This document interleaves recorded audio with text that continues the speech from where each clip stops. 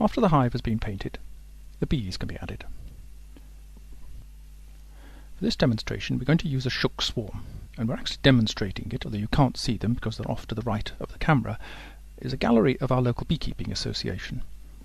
And that's why I'm waving my arms, because I'm explaining what I'm about to do. What I've done is taken the existing hive, which is green, and moved it to one side on the ground. You can see that in the middle distance. The new hive is being placed on the old hive's position.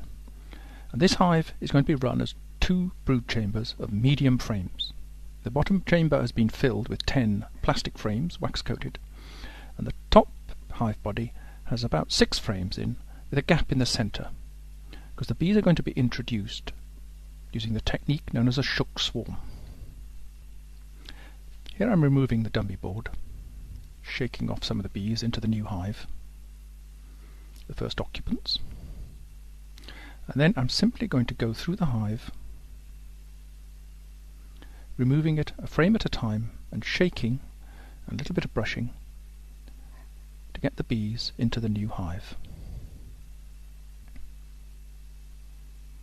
I'm wearing gloves because it's not an ideal day for doing this, and I wasn't quite certain of the temperament of the bees.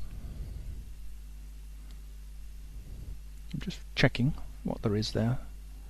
There's actually some brood on that outer frame, which is not unusual with polystyrene hives. I've got an empty hive body behind the new hive there, and it's into that I'm going to put the frames after I've shaken the bees off them. The best of those frames with sealed brood will actually be used in nucleus hives. You can see one just on the right there.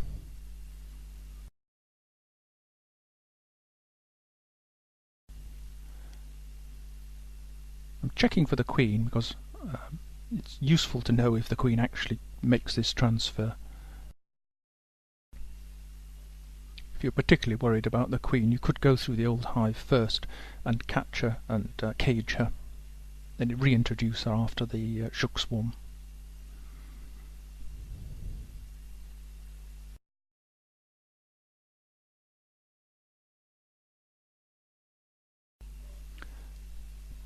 When the last frame has been shaken into the hive, all that remains is to get the last of the bees into the new hive.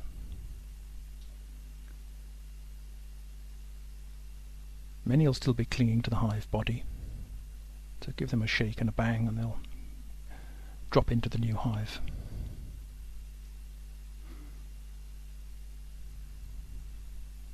Using a bee brush here, the important thing about a bee brush is to make certain that it's always clean, so I always put mine through the dishwasher after it's being used.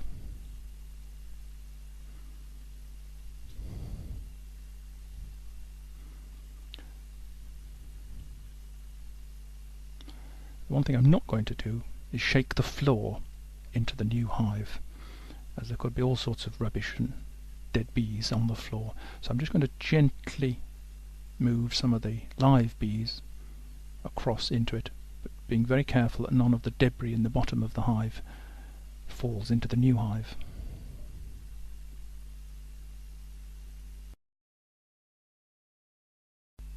Of course, you don't have to use a shook swarm for introducing your bees. For a nucleus, one of our conversion kits makes an easy and painless way of getting the bees into the hive. We're now fitting the frames we took out earlier to make the gap into which the swarm was shaken. Note that we're using plastic frames here.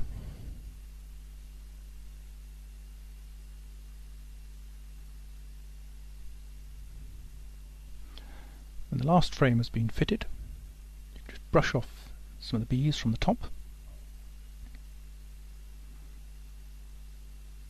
and fit the feeder and the roof.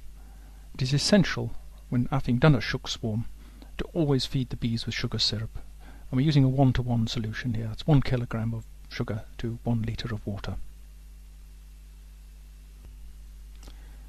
And the last thing we do at the moment is fit the hive strap.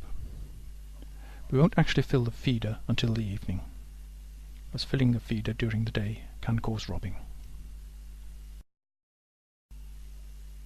You will see as we fit the hive strap that the hive actually wobbles a bit.